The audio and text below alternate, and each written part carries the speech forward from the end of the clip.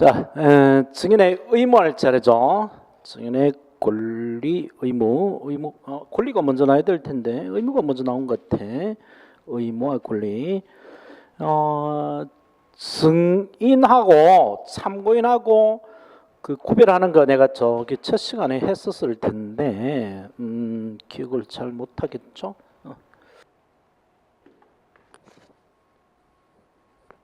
이 첫날에 한 것, 범죄 수사 재판 있으면 그 범인이 입건된 피의자, 기소된 피고인, 피해자가 수사 과정 참고인, 재판을 가면 증인, 전문가가 수사 과정에서는 감정, 수탁자, 재판 법원 법관 앞에 가면 감정인이 된다 이건데, 피의자, 참고인, 감정, 수탁자들은 수사에 협조할 법적 의무가 없다고 그랬지, 그지? 근데 피고인, 증인, 감정인이 되면 재판에 협조할 법적 의무가 있다고 그랬고, 그지? 그래서 이게 임의수사고 이거는 강제 처분이 가능하다 그랬는데, 그래서 증인이 되면 출석 의무 있습니다. 출석 의무 있고 선서 의무 있고요, 진술 의무 있는데, 그 피고인은 선서라든가 진술 의무 없고 감정인은 또 그 구인이 안 되고 그런 차이가 있지만 전체적으로 보면 이 세 사람은 출석, 선서, 진술 의무 다 있습니다. 그랬을 때 이제 의무 위반 시의 제재가 문제가 과거에 많이 됐었는데, 출석 의무 위반하면 즉 법원의 소환에 응하지 않으면 증인의 경우에 그 불출석으로 인한 비용 부담 과태료 물리고요. 그 다음에 강제로 끌고 와서 감옥에 가둬놔 버려요. 감치입니다. 이제 그 정과는 안 남죠. 그 징역이나 금고는 아니고 그냥 감옥에 가둬놔요. 그다음에 끌고 옵니다. 법원까지. 그리고 구인 가능하고 이런 것들이 제재고요. 그다음에 선서 의무나 그 진술 의무를 위반하면 과태료를 물리는데 그 액수가 조금 달라요. 그래서 이런 것들 기본적으로 해둬야 됩니다.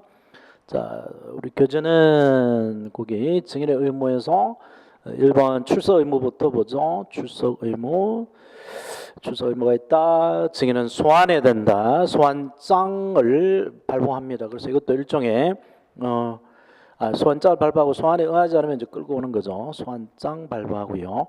소환장은 24시간 이내에 송달해야 된다. 요거 줄쳐놓으세요. 숫자 된 부분. 그러니까 하루 전에는 송달되어 있어야 되는 거죠. 뭐 급할 때는 예외지만. 그 다음에 3번 출석 의무 위반의 제재. 기억 비용 부담을 시킵니다. 과태료 감치에 처한다 그랬죠. 송달받은 소환장을 송달받은 증인이 정당한 사유 없이 출석하지 않은 때는 그로부터 인한 소송 비용 줄치고, 과태료 500만 원 이하의 과태료를 때리죠. 이거는 과료하고 다르다 그랬어요. 벌금이 아니라 그랬죠. 과태료를 부과할 수 있다. 행정벌입니다. 사법 행정벌이죠. 법원은 증인이 과태료를 받고도 다시 출석하지 않은 때는 7일 이내의 감치에 처합니다. 7일 이내의 감치. 저 앞에 감치가 또 하나 있었죠. 감치. 보소에 관한 감치 있잖아. 보소. 그거는 20일이었죠. 그죠? 그래서 감치는 기본 20일이라고 보시면 돼요. 감치. 근데 이거는 좀 짧다. 그 증언을 강제하기 위한 감치니까 짧죠. 7일 이내라는 것 조심하고. 그 다음에 그 밑에 요거 별표 3개 넣으세요.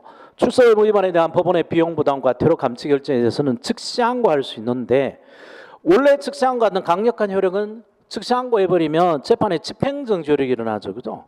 집행정지 효력이 일어나는데 여기는 없어요. 재판에 집행적 효력이 없다. 이게 중요하다고.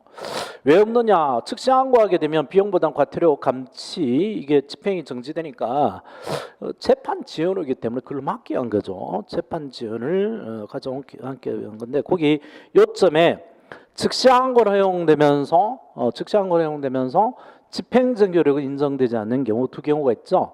기피 신청에 대한 간행기각 결정에 대한 즉시 항고를 받고, 그 다음에 증인 출석 의무 위반의 제재 결정에 대해서 제한고요. 두 가지. 이 재판의 신속을 위해서 두 가지 예외가 인정이 됩니다. 저 뒤에 저 앞에 기피에서 받고 뭐 보석에서 받고요. 그 다음에 뒤에 넘기면 증인 옛날에 여기 뭐 법원의 경우는 없고 국회 증언할 때 증인 안 나왔죠. 여기는 뭐 그 위조하거나 거짓말하면 처벌할 수 있는데 그 고발해야 되는데 특기 같으면 해산하면 고발 주체가 없어진다고 그러더라고. 자, 그다음에 구인, 정당한 요소 소환하지 않다는 증인은 구인할 수 있다. 구인이라는 게 묶어 끌고 온다는 겁니다. 끌고 온다는 거예요. 그다음에 그 법원은 필요한 때는 증인의 동행을 명할 수 있습니다. 동행 여부, 뭐 사건 현장으로 같이 가라라고 명령하고 그 응하지 않으면 또 끌고 가죠. 구인해 갑니다. 자, 여기까지가 출석 의무고, 그다음에 선서 의무 있죠. 선서 의무. 그 위정의 벌을 받기로 한다라고 선서합니다. 선서 무능자에게는 선서 의무가 없는데 이것도 별표 한 두세 개 넣으세요. 선서 무능자는 선서 의무가 없다.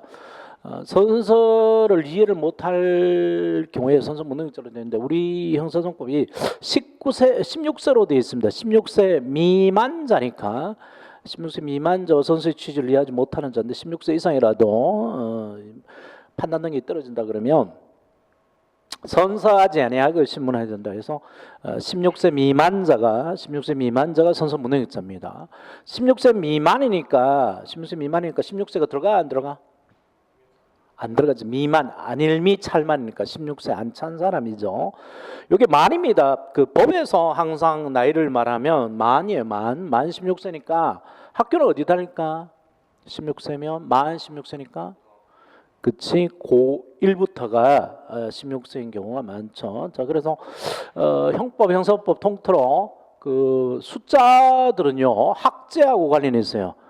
학제 학교 제도하고 관련이 있는데 7세부터 보통 초딩 돼가죠. 만 7세. 그래서 저죠 7, 8, 9, 10부터가 초고고요. 뭐 초중이라고 하는데 13세부터 중딩, 16세 고딩, 19세 대학생이고 23세가 되면 군대 안 갔다면 그 순수 백수로 전락하죠. 그죠? 그래서 백수 월년이 23세가 되는데 이게 그 10세 미만은 아예 아무것도 안 되죠. 10세 미만들은 10세가 안 되는 애들은 보호처분도 못 내려요. 10세부터는 보호처분을 내립니다. 뭐 보호관찰에 붙일 수는 있죠. 소년원에는 못 보내지만 그다음에 14세가 되면 형사 미성년자죠, 그죠? 14세부터 책임 능력을 인정하니까 형법상. 그래서 그 형사 미성년자인데 10세 미만을 절대적 형사 미성년자로 그러죠. 형사 미성 14세 형사 미성년자로 그러고 그 소년법상 성인하고는 다릅니다. 미성년자로도 소년인데 형사 미성년자로 그러고 그다음에 그 19세부터를 이제 성인으로 보죠. 민법상, 형법상 다 이제 성인으로 보는데 19세 미만자를 소년으로 봅니다. 19세 미만자 소년. 근데 14세부터 19세를 만약 범죄를 저질렀다면 범죄 소년.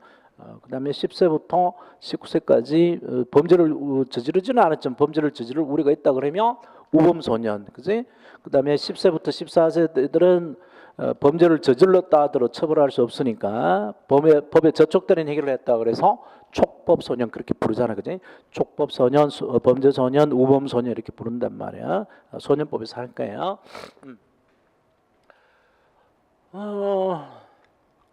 근데 선서는 16세 고등이 돼야 선서 능력이 있고 5세까지는 중딩까지는 선서 능력이 없는데 그러면 중딩, 초딩, 뭐 유치원까지 유딩들 이런 애들은 증언을 못 하느냐? 아닙니다. 선서 안 하고 그냥 증언해요. 선서 안 하고. 자, 그래서 선서 무능자, 선서 능력자인데 선서 무능력자는 선서 안 하고 증언합니다. 거꾸로 선서 능력자 고등부터는 선서를 해야 되는데 선서 안 하고 증언하면 이 증언은 증거를 못 써요. 증거력이 없습니다. 거꾸로 선서 무능력자 초딩 뭐 중딩들은 선서를 하고 증언하게 되면 거꾸로 선서를 안 하고 증언하는데 선서하고 증언하게 되면 그건 증거로 그냥 써요. 쓰되 선서만 무효일 뿐입니다. 선서만 무효라는 것은 위증죄로 처벌이 안 된다는 거죠. 자, 그런 것들이 책에 있으니 그거 조심해서 보시고 선서 의무를 위반하면 제재가 50만 이하의 과태료에 처합니다. 50만 이하. 출석 안 하면 500만 원이죠, 그죠? 그래서 일단 출석하는 것이 유리하겠죠. 출석하고 선서를 거부하는 것이 선서 거부권은 없습니다. 그게 어디에 들어가 있을 텐데요. 그렇죠. 선서 위반의 제재에서 제일 안에 들어가 있죠. 선서 의무. 증언은 거부할 수 있지만 증언 거부권자라도 선서를 거부할 권리는 없습니다. 그거 조심해서 놔두세요. 증언 거부권자라 하더라도 선서를 거부할 권리는 없다. 자, 그다음에 세 번째 증인의 의무, 증언의 의무가 있습니다. 신문 받은 사항에 대해 증언해야 됩니다. 그래서 주 신문뿐만 아니라 반대 신문에도 증언해야 됩니다. 반대 신문이 반대 당사자의 신문이죠. 곧 나오겠는데 검사가 신청한 증인 같으면 검사가 주신문하고 피고인 측에서 반대 신문합니다. 피고인 측에서 신청한 증거 같으면 피고인이 먼저 주신문하고 검사 측에서 반대 신문하죠. 그 주신문 반대 신문에 다 증언해야 됩니다.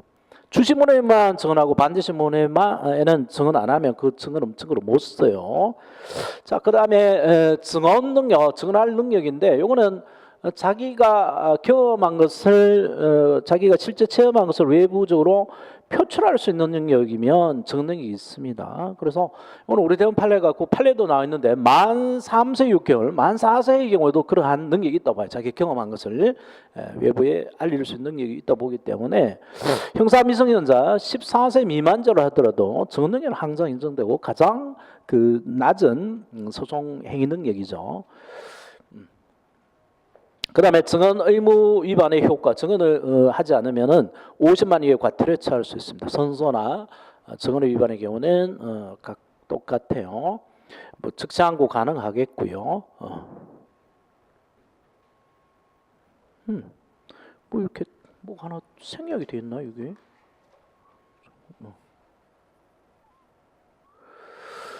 자, 여기까지가 증인 의무 세 가지 의무, 출석 의무, 선서 의무, 증언 의무 세 가지고 이제 그 증인의 권리 보겠는데 가장 주된 권리가 증언 거부권입니다. 증언을 거부할 수 있는 권리고 그다음에 비용 청구권 이런 것들인데 그거는 곁다리고요. 증언을 거부할 수 있는 증언 거부권이고 이거 출제 가능성이 되게 높았는데 이번 시험에 비슷한 게 나왔어요. 증언을 거부할 수 있는 권리, 증인하는 것을 증언하는 거부할 수 있는 권리인데 증인 거부권하고 구별하시고요. 증인 거부권은 증인으로 서는 것 자체를 거부할 수 있죠. 증언 거부권은 출석을 해야 됩니다. 출석하고 왜 증언을 거부하는지 그 사유를 판사한테 소명해야 되는데 증인 거부권자는 아예 안 나와도 되거든요. 아예 출석 안 해도 되고 하니까 그게 다르고요. 그래서 공무상 비밀의 경우는 증인 거부권이죠. 그 다음에 증언 거부권은 두 가지입니다. 자기 또는 근친자 가까운 친족의 형사 침해에 관한 진술을 거부할 수 있는 거하고 그 다음에 업무상 비밀에 속한 사항이라서 증언을 거부할 수 있는 거 두 가지가 있습니다. 업무상 비밀, 즉 의사, 뭐 변호사 이런 업무상 위탁을 받은 사실을 압수수색을 거부할 수 있고 증언을 거부할 수 있도록 해놨죠. 자, 그래서 자기 또는 근친자의 형사 책임에 관한 증언 거부권 봐보죠. 누구든지 자기 형사 책임에 질 우려가 있다 그러면 증언 거부할 수 있어요. 또 자기나 그 친족 또는 친족 관계에 있었던 자, 법정 대리인 등의 관계 있는 자가 형사 소추 또는 공소제기를 당하거나 유죄 판결을 받을 사실이 발로될 염려가 있는 증언을 거부할 수 있습니다. 여기에 형사소추는 증인이 이미 저지른 범죄 사실에 대한 것만을 의미합니다. 요거는 그런 이제 추가에 들어간 건데 추가에 아직까지 뭐 다른 시험에 많이 나온 건 아니에요. 요 내용은 PPT 있는 내용은 그 다음에 자신이 범죄한 사실뿐만 범죄한 것은 오인되어 유죄 판결을 받을 우려가 있는 사실도 다 포함됩니다. 자, 뭐 이런 거는 가볍게 보시고, 자, 그 다음에 업무상 비밀에 관한 거, 변호사, 변리사, 공증인, 공인회계사, 세무사, 뭐 의사, 그 다음에 종교의 직에 있던 자가 업무상 위탁을 받은 관계로 알게 된 사실로서 타인의 비밀에 관한 것은 증언을 거부할 수 있는데 예외가 본인의 성덕이 있거나 중대한 공인사의 필요가 있는 때에는 예외죠. 자, 뭐 그런 게 있다는 개념만 알아두시고 문제가 잘 안 돼요. 그 다음에 이제 중요합니다. 증언 거부권 고지부터는 별표 3개 이상 해놓으세요. 증언 거부권 고지. 증인이 증언 거부권자에 해당하는 경우에 재판장이 증언 거부권을 설명해야 됩니다. 재판 들어가기 전에 증언 전에 진술 거부권하고 다르죠. 근데 만약에 안 했으면 증언 거부권 고지 안 했으면 그 증언을 증거로 쓸 수 있느냐 이건데 피의자의 경우에 수사기관이 진술 거부권 고지 안 하면 그 피의자 신문 조서는 증거를 못 쓴다는 판례가 있었죠, 그죠? 근데 이거하고는 달라요. 그거하고는 달라서 증언 거부권 고지가 없더라도 판례는 증거 등을 인정하면 증거로 씁니다. 그래서 그 다수서를 동합해놓고 판례 동합해서 판례는 그 뭐 진술 거부권 똑같이 증언을 써서는 안 된다 그러는데 판례는 써요. 이 재판을 빨리 하기 때문에 그런 것 같아요. 또 그 잘못한 게 법원이죠. 법원이 잘못한 경우는 그 잘못을 잘 안 따지죠. 덮고 넘어있는데 팔이 안으로 굽는다 그랬잖아요, 그죠? 그래서 그 증거부권의 선을 설명하지 않은 경우라 하더라도 증인이 선서하고 전하는 이상 그 증언의 효력은 역시 영향이 없다라고 해서 증언을 인정하고 있습니다. 증언을 인정하고 있다. 그 다음에 더 나아가서 증언 거부권 고지가 없더라도 그 증언은 증거로 쓰는데 위정죄가 되나 안 되나 이건데 위정죄는 안 됩니다. 증거로 쓰되 위정죄는 성립되지 않아요. 왜냐하면 증언 거부권이 있다는 것을 고지받았으면 위정을 안 하고 그냥 증언을 거부했겠죠. 증언을 안 하고 가만히 있었을 텐데 증언을 고지받지 않았기 때문에 저희가 증언을 거부 못하고 거짓말을 했기 때문에 그래서 증언 거부권 고지를 못 받아서 증언 거부권 행사하는데 사회상의 장애가 초래된 경우에는 위정죄가 성립되지 않는다는 게 판례입니다. 자, 그와 관련된 판례들이 시험에 나올 가능성이 아주 높았었어요. 그래서 별표 기본적으로 3개 두세요. 3개.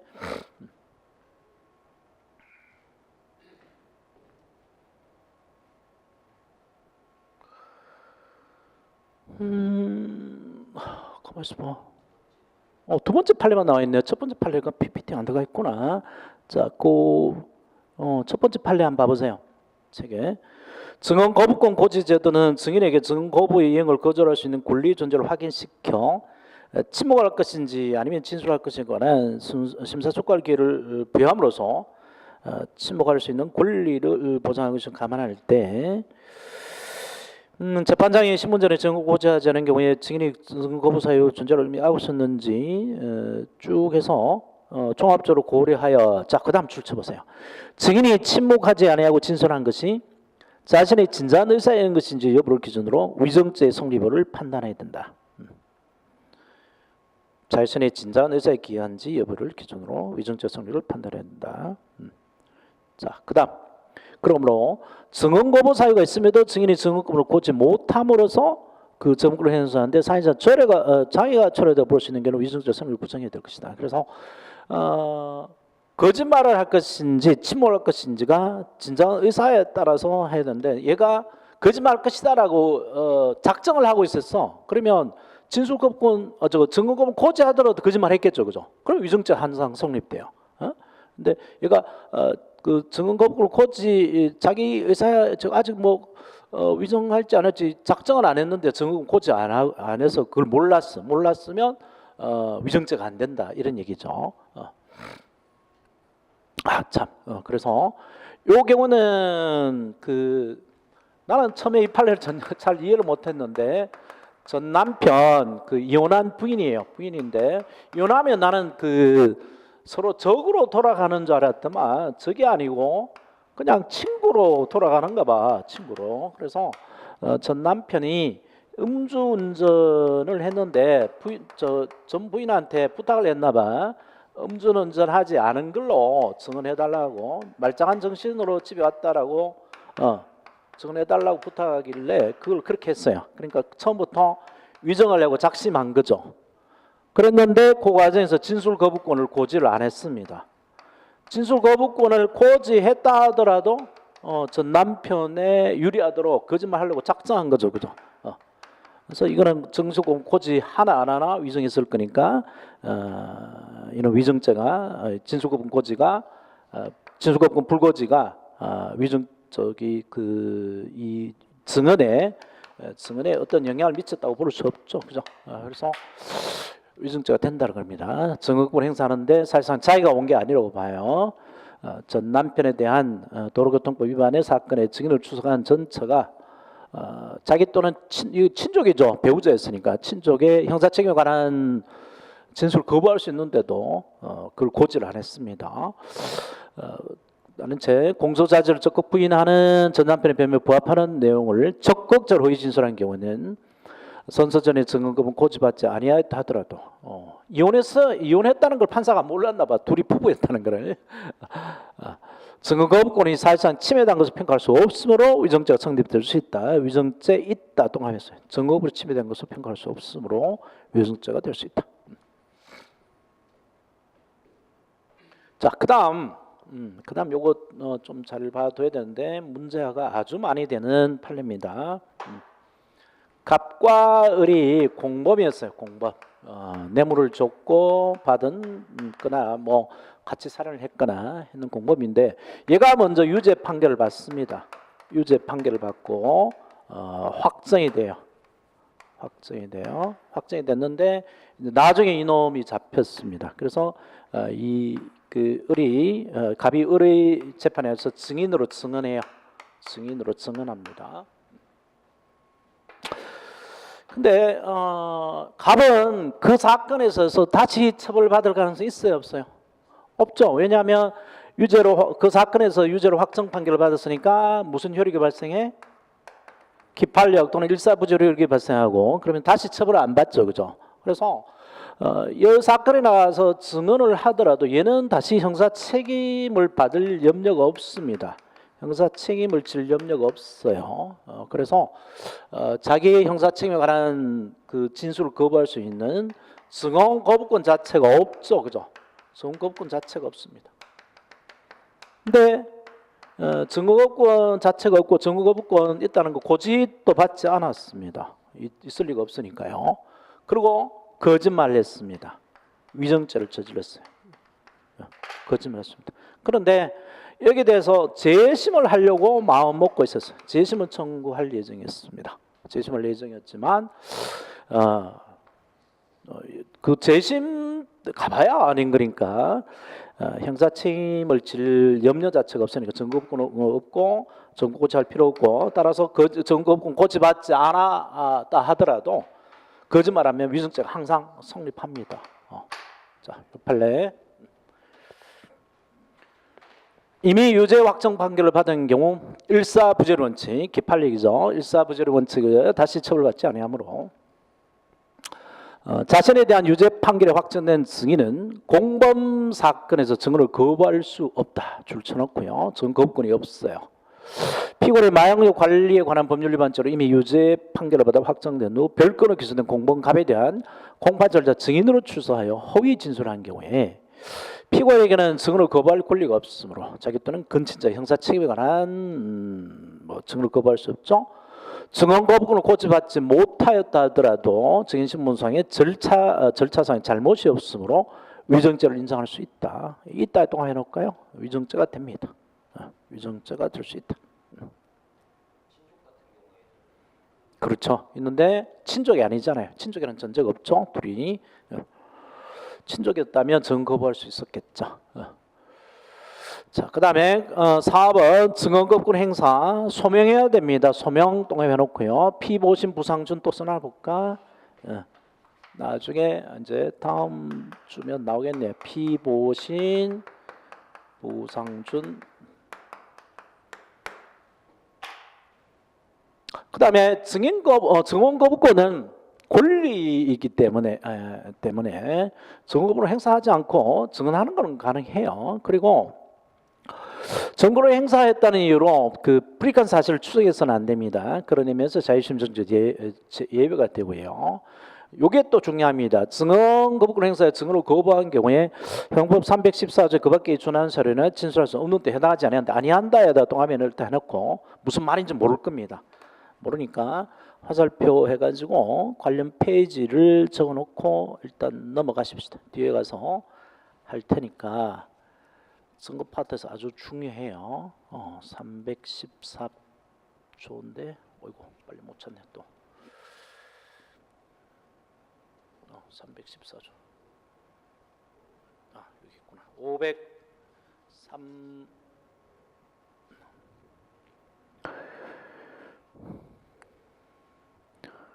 505페이지 505페이지 화살표에서 505페이지 보내놔. 314조에 그 밖에 이 준하는 사료 진술할 때 해당하지 않는다. 그 옆에다 514페이지로 보내놓으세요.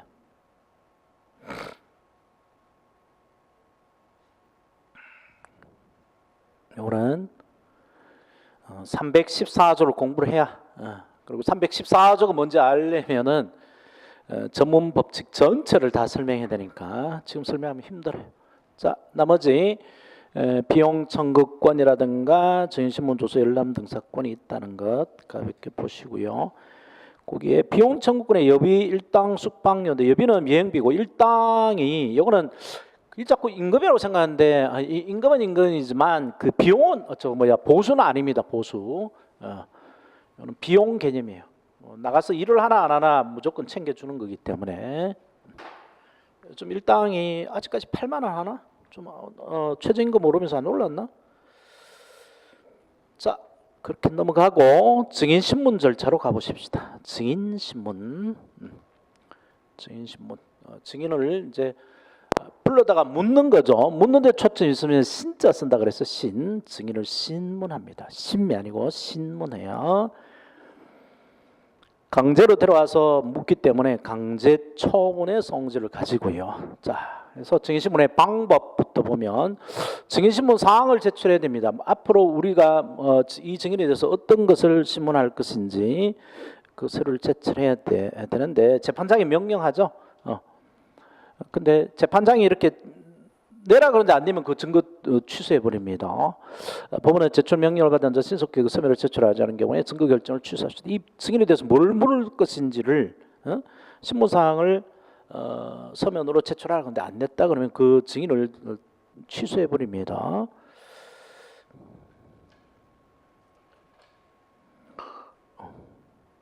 자, 그다음에 개별적으로 신문합니다. 개별 신문의 원칙이죠. 이 판례는 앞에 저쪽으로 옮겨갔어요. 앞에서 봤던 건데 또 다르고. 그다음에 개별 신문 증인이 여러 명일 때 뭐 증인뿐만 아니라 그 피고인이든 뭐든 형사소송에서 사람이 여러 명 등장하면 각각 따로따로 나누어 본다 그랬죠, 그죠? 따로따로 취급합니다.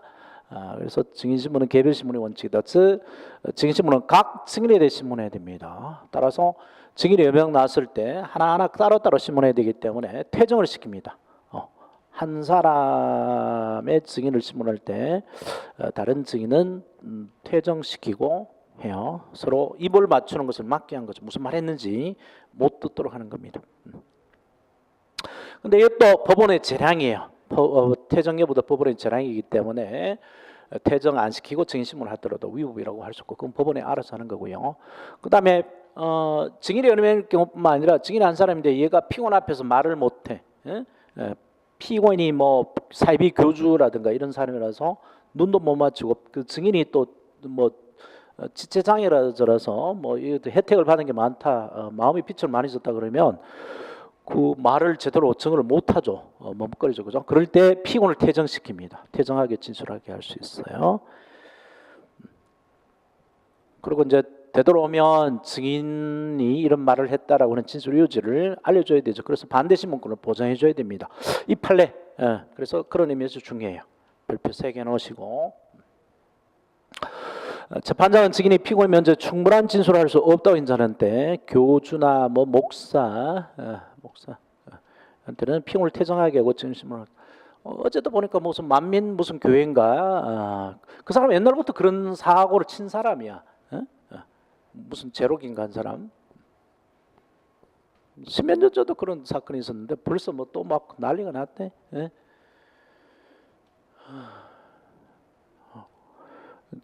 그래서 성범죄자 그 직업으로 따지면 1위도만 그 직업이 성범죄 1위예요, 1위. 그래서 이제 이런 걸 했다라고 증언을 하는데 목사니까 눈을 보고 못 한단 말이에요. 그래서 퇴정을 시킵니다. 피고인을 퇴정하게 하고 증인신문을 하면서 피고인의 직접적인 증인 대면은 제한을 수지만 이러한 경우도 피고인의 반대 신문으로 배제한 거 허용될 수 없다. 줄쳐놓으세요. 피고인의 반대 신문권을 보장해줘야 됩니다. 그 증인 보고 네가 과연 나하고 그런 걸 했느냐라고 따질 수 있는 기회를 줘야 돼. 그게 공정한 재판의 원리이기 때문에 그렇습니다. 따라서 변호인이 없는 피고를 일시 퇴정하게 하고 증인 신문을 한 다음에 피고에게 실질적인 반대 신문을 구해하지 아니한 채 이루어진 증인의 법정 진술은 위반 증거로서 증언이 없다. 반대 신문을 기회를 줘야 돼요. 반드시 따질 수 있는 기회는 줘야 됩니다. 그런데 반대 신문을 기회를 안 줬는데 그냥 듣고 넘어가요. 그러나 그 다음 공판기일에 재판장이 증인신문 결과를 공판 조서에서 고지했는데 피고인이 아무 말을 안 한단 말이에요. 변경할 점과 이해할 점이 없다고 진술했다면 이 책무권 포기에서를 명시한 것으로 봅니다. 그래서 반대 신문에 기회를 부여하지 못한 하자는 치유됐다. 무효 치유됐다 봐요. 그래서 증거로 씁니다. 이때는. 자, 여기까지가 개별 신문의 원칙이고, 그다음에 증인의 신문 방법 말로 해야 되죠. 구두로 하는 게 원칙입니다. 왜? 실체 형성행위는 말로 하는 게 원칙이라고 그랬죠. 그 말한 사람의 태도를 보기 위해서. 그 다음에 이제 중요한 게 교호신문입니다. 교호신문에다가 별표 3개쯤 달아놨어요. 교호신문제도, 교호신문. 이게 직권주의하고 당사주의하고 다른데요. 직권주의와 당사주의. 직권주의는 누가 재판하는 거라고 그랬지? 그 법관도 프로법관, 직업법관이 한 거잖아. 직업법관이니까 이 전문적인 법관이니까 법관이 증인 나오면 자기가 다 신문해 버린단 말이야. 그지? 근데 그 당사자주의에서는 증인을 검사가 신청했으면 검사가 먼저 묻습니다. 판사는 나중에 신문하고요. 그래서 먼저 신문을 하면 반대 당사자인 피고인 측이 반대 신문을 합니다. 역시 신문하죠. 똑바로 본 게 맞아 씨 이러면서. 그래서 그 다음에 거기 끝나면 검사가 또 묻고 막 돌아가면서 신문해요. 그래서 당사자, 여기 이제 당사주의 표현이죠. 당사자주의는 당사자가 소송을 주도해서 이끌어 나가는 거죠. 당사자가. 그래서 이 당사자인 검사, 피고인이 서로 돌아간다. 이걸 교호라 그래. 교호. 서로 교대한다 이 말이죠. 우리나라에서는 상호라고 그러는데 북한에서는 호상이라고 그러잖아. 서로. 그 말하고 같아요. 서로 상호 교대한다 말이에요. 교대. 서로 돌아가면서 신문한다. 이게 교호신문입니다. 교호신문. 법관이 하는 게 아니고요. 그래서 교호신문 제도는 당사자주의 증인신문 방식입니다. 그래서 의에 고의가 들어가 있죠. 해놨구나. 그래서 이 증인을 신청 당사자가 먼저 신문하는 것을 주신문, 반대 당사하는 신문을 반대 신문이라고 그러고, 신청 당사가 검사면 검사가 하는 게 주신문, 반대 당사인 피고인 변호인 하는 게 반대 신문. 이 증인 신청 당사자가 피고인 측이면 피고인 측에서 먼저 하는 게 주신문, 검사 측에서 하는 것이 반대 신문. 그래서 주신문이 끝나면 재주신문, 재주신문 끝나면 재반대 신문, 가만히 내버려 두면 재재 주신문, 재재 반대 신문, 재재재 주신문, 재재재 반대 신문. 밤새도록 끝장날 때까지 할 수가 있게 됩니다. 상호 교호신문 제도에 하면. 근데 우리나라는 순수한 배심 재판이 아니죠, 그죠? 직업법관이 하잖아요, 그죠? 그래서 이렇게 내버려 둘 리가 없습니다. 중간에 컷하겠죠. 야, 우리 퇴근해야 돼. 그만해. 그래서 이런 형태로 가는 것이 바로 교호신문 제도고, 교호신문은 신청 당사자고 증인은 우호관계를 가능성이 커요. 검사가 아무개를 증인으로 오라 그러면서 너 증언하면 뭐 해줄 건데 이러면 뭔가 해주려고 그래요. 약속을 해야 증언하겠죠. 피고인 측에서도 마찬가지. 저한테 유리하게 증언해 주시면 뭐 돈을 주겠다, 살해하겠다 이런 약속을 하겠죠. 그래서 원하는 대로 잘 신문해 줍니다. 따라서 주신문에서 유도신문을 못 해요. 유도신문의 말은 신문하는 자가 원하는 답변을 미리 쫙 밑에 깔고 암시를 하면서 하는 신문을 유도신문을 그래요. 그 못하게 금지되어 있습니다. 그렇지만 적대 관계에 가까운 반대 신문에서는 유도신문도 허용이 됩니다. 근데 예외가 있긴 있죠. 적대 관계로 돌변했다든지 준비적인 사항, 명백한 사항, 종전의 질문 사항의 경우는 주신문의 경우도 유도신문이 가능해요. 그런 건 책에서 보고, 그 다음에 주신문, 반대신문, 재주신문까지가 하나의 세트입니다. 오는 재판장이 개입 못하고 법에 의해서 이렇게 반드시 보장되어야 되는데 그 이후부터 재반대 신문부터는요. 이때부터는 요거는 옵션입니다. 그래서 판사가 허가를 해줘야 돼요. 재판장 허가해줘야 되고 주신문 반대신문 재주신문까지는 판사의 허가가 필요 없습니다. 그래서 재반대 신문부터 재판장 허가가 필요하다는 거 이런 것들이 문제가 됐습니다. 자, 책에 가보죠. 고개 뼈대고요. 교신문이란 당사자 쌍방입니다. 당사자 법원이 개입하는 게 아니고 당사자 쌍방이 주신문 반대신문의 순서로 신문하는 방식을 말합니다. 그래서 당사자 공격과 방어에 실질적 발견해 나가는 당사자주의적 신문 방식이다. 옆에 줄 쳐놓으세요. 당사주의 신문 방식이다 해놓고 직권주의에서는 없습니다. 직권주의에서는 없는데 우리나라는 직권주의하고 당사주의하고 짬짬 형태로 돼 있다 그랬죠. 그래서 당사주의 방식이 들어와 있는 거죠. 당사주의 방식이. 이 갖는 장점이 진실은 밝히겠지만 단점이 뭐예요? 시간이 많이 걸리죠. 끝장날 때까지 하는 거니까 쓸데없는 얘기도 많이 들고 그래서 커트가 많이 돼야 됩니다. 자, 교신문의 방식 당사자 조서인데 바로 주신문 봐봐요. 주신문은 신청한 당사자가 하는 신문을 말한다. 지금은 신청한 당사자. 주신문은 증명한 사항과 이에 관련된 사항입니다. 그다음에 유도신문이 금지됩니다. 우호관계 있는 것이 보통이기 때문에 그렇죠. 자, 그런데 예외가 있습니다. 심화 파트, 유도신문도 허용되는 심화 파트 406페이지.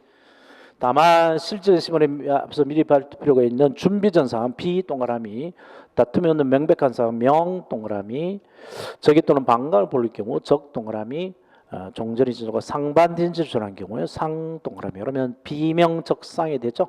이때는 비명적상 유도신문도 허용이 됩니다. 자, 그다음에 반대신문. 요 판례가 또 여기 안 들어가 있는데 뭐 안 들어가 있어도 상관없어요. 왜냐하면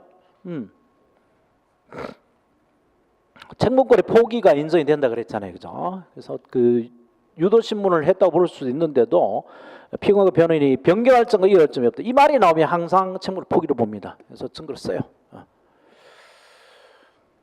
자, 그 다음에 반대신문, 반대 당사자가 하는 신문을 말하는데 주신문에 나타나지 않은 새로운 사항에 관해서 할 때는 그 반대신문이 아닙니다. 주신문의 예로 돼요.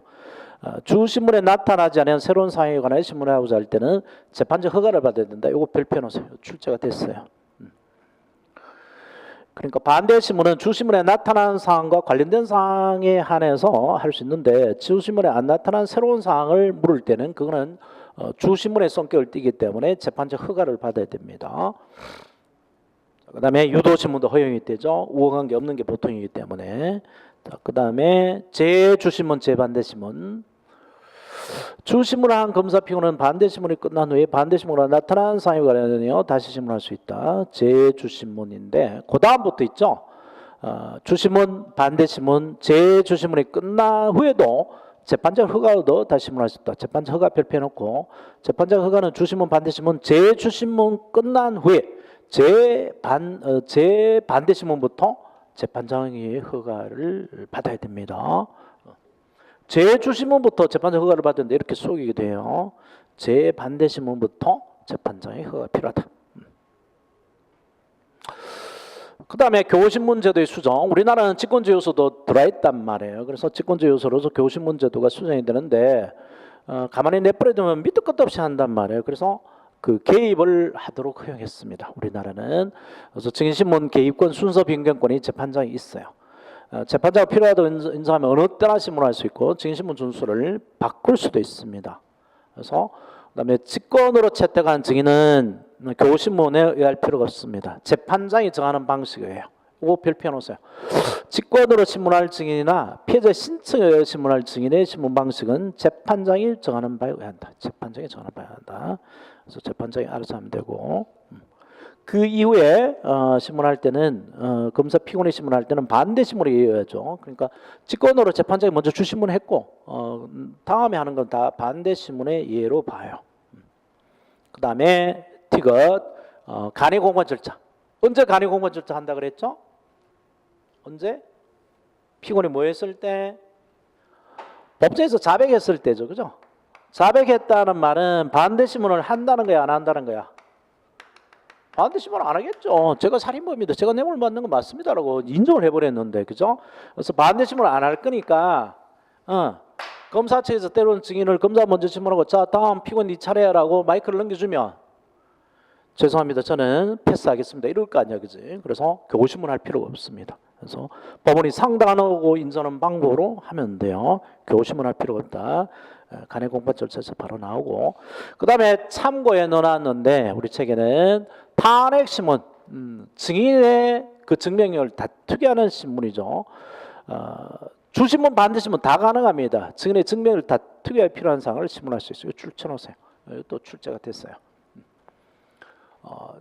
당신이 이렇다고 하는데 시력이 얼마야 이런 거, 현장에 있었어 없었어, 기억이 오래됐나 안 됐나 이런 거, 그 증인의 증언을 다투는 탄핵 신문은 주신문이든 반대 신문이든 다 가능합니다. 자, 그 다음에 비디오 등 중계 장치한 신문이 있어요. 4번 비디오 등 중계 장치한 증인신문하고 차폐 시설을 한 증인신문도 있습니다. 법원은 다음 언어에 해당하는 자를 증인으로 신문하는 경우에 검사, 피고인, 변호인의 의견을 들어 비디오 등 중계 장치에 의한 중계 시설을 통해 신문하거나 차폐 시설을 설치하고 신문할 수 있다. 중계 시설을 줄쳐놓고 차폐 시설을 줄쳐놓으세요. 중계 시설은 그 거리가 이제 떨어져 있을 때고요. 그래서 여기 그림이 이런 게 해놨는데, 그 피해자를 보호하기 위한 경우거나 이제 그 이런 경우에 범죄 성질, 성질의 임령 등등에서 심리적 부담으로 그 할 때 피고를 못 보게 이렇게 맞게 차폐 시설을 해주죠. 이런 범죄들은 뭐 모르셔도 돼요. 이게 그 수원지방법 세월호 사건인데 경기도 안산시 단원구 수원지방법원 안산지원이 있구나. 수원지방법원 안산지원에서 그 증인신문을 했습니다. 왜냐하니까 세월호가 1심이 저 광주에서 열렸잖아요. 광주, 광주 1심, 광주 합의부에서 1심 했는데 얘네들 학교 학생인데 광주까지 가려면 4시간 왔다 가다 하루 완전히 깨지죠. 공부를 못하니까 그냥 그 여기서 이 그 판사가 여기 중개 시설을 통해서 저쪽으로 쏴줬어요. 증인신문 해가지고 안산에서 증인신문을 신청했다. 여기 중개장치의 신문이고, 이게 이제 차폐 시설입니다. 여기 흰 걸로 가려놓은 거죠. 증인 세워놓고 다른 사람이 못 보게 이렇게 가려놨어요. 이게 차폐 시설이야. 차폐 시설. 실루엣은 볼 수 있어요. 이게 이 사람 그림자가 아니고 이 뒤에 막 뒤에 사람들이 서 있고 이제 선설하는 거죠. 누구냐 하면 국정원 직원들이 있어요. 국정원 직원들은 신원 노출을 막기 위해서 이렇게 가려준 거죠. 뒤에.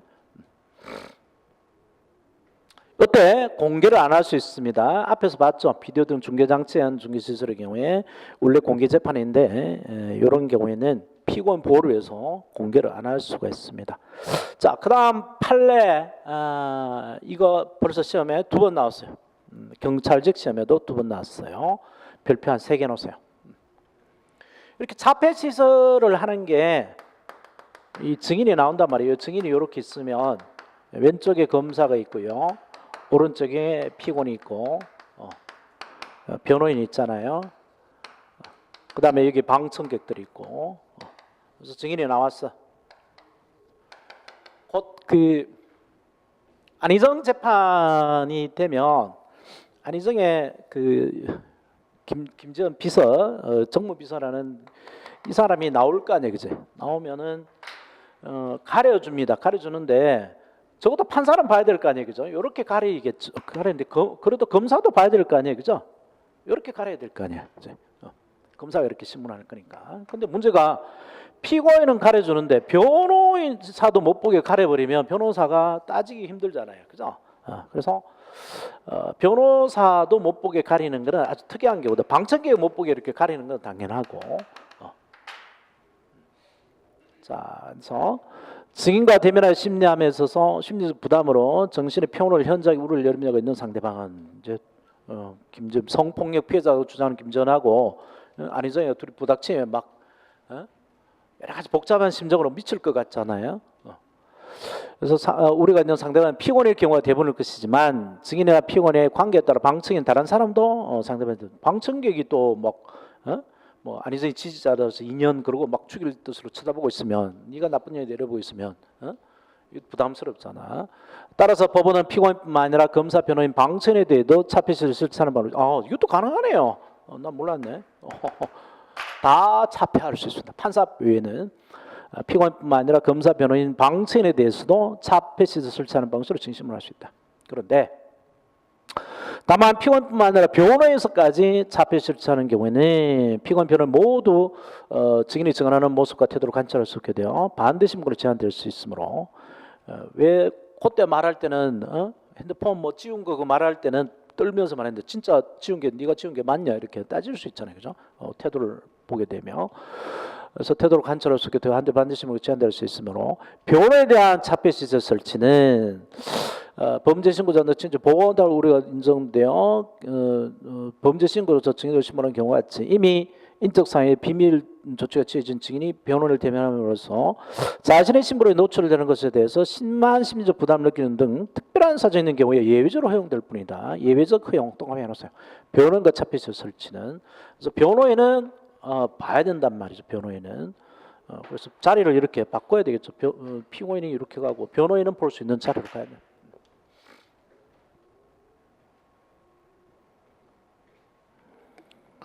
자, 그다음에 당사자한테 참여권을 거기가 공판정 외의 신문이 있고, 그럼 뭐 별로고요. 그다음에 당사자 참여권이 있는데 이거 그 증거보전에서 했던 내용이 거의 똑같아요. 그래서 뭐 공범을 신문하는데 다른 공범이 참여하도록 합니다. 그러니까 정준호 신문하는데 박근영이 참여하도록 한단 말이야. 따라서 증인신문 일시장소를 통제해야 되고요. 다른 의사를 표시한 때는 예외죠. 따라서 이 일시장소를 통제 안 하고 작성한 증인신문 조서인 건 위법인데 뭐 예외가 있겠죠. 이의를 안 했다든지 증거 동의해버리면 증거를 씁니다. 그런 게 예외고요. 자, 이거 판례들 역시 별표 3개 놓고 피고인 본인이 증인신문에 참여하겠다고 했는데 변호인만 참여했다고 하면 피고인 참여 실시한 증인신문은 위법하죠. 그 다음에 법원이 증인신문을 실 장소를 미리 통제 안 하고 증인신문을 시행했는데 위법인데 아무 이의를 안 했어요. 피고인의 변호인이 이의를 하지 않았다면 책무권 포기를 봅니다. 해서 무효가 치유되고요. 그 다음에 법원이 공판기일에 증인을 채택하여 다음 공판기일을 증인신문하고 피고인을 고지했는데 증인은 출석했으나 피고인이 정당에서 출석 안 했습니다. 그러면 둘 다 동시에 나올 때만 증인신문 한다 그러면 할 수가 없겠죠. 그래서 증인신문 했습니다. 피고인 안 나온 상태 증인신문하고 그리고 이제 나중에 출석하 있는 증인에 대해서 공판기 외의 신문도 증인신문하고 나중에 그 증인신문에 대한 서정 조사를 하는 것은 허용됩니다. 즉 법정에 나와서 얘가 당신이 출석 안 할 때에 증인신문해서 받은 서류가 이런 게 있는데 그걸 법정에서 읽어준단 말이야. 그게 서정 조사예요. 그때 또 아무 이의를 안 하잖아요. 그러면 증거로 씁니다. 서정 조사를 했는데 증거로 쓴다. 이 서정은 자 그렇게 두고 피해자 진술권 이것도 중요합니다. 쉬었다 하죠.